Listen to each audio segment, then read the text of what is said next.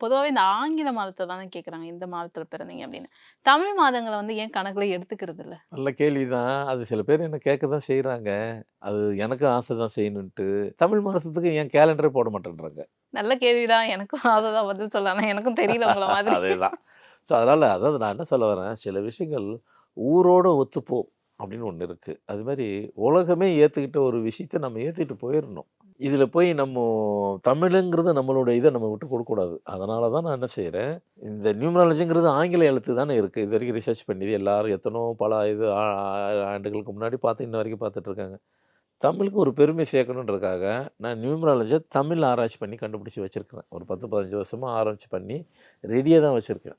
தமிழ்லயே நியூமராலஜி பார்க்குறது. உங்களுடைய கேள்விக்கு இந்த பதில இப்ப சொல்லியிருக்கிறேன். தமிழ்ல ஆராய்ச்சி பண்ணி வச்சிருக்கேன் நியூமராலஜிய. அத என்ன உடனே விட வேண்டாம்.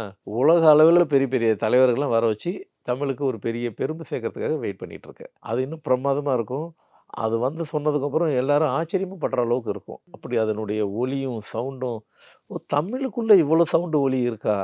பிரமிப்பூட்டுற அளவுக்கு இருக்கும். ஆச்சரியமாவும் இருக்கும்.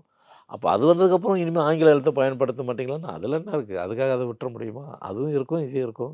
எதுக்கு தேவையோ அது யூஸ் பண்ணிக்கலாம். 2 தேவைன்னா 2 யூஸ் பண்ணிக்கலாம். நீங்க தமிழ்லயும் ஆராய்ச்சி பண்ணி ரெடியா வச்சிருக்கிறேன். ஆனா எப்ப வெளியிடுவேன்னு தெரியல. அது இருக்கு. கண்டிப்பா. சீக்கிரம் நாங்களும் அதுக்கு காத்துட்ருக்கோம். இப்ப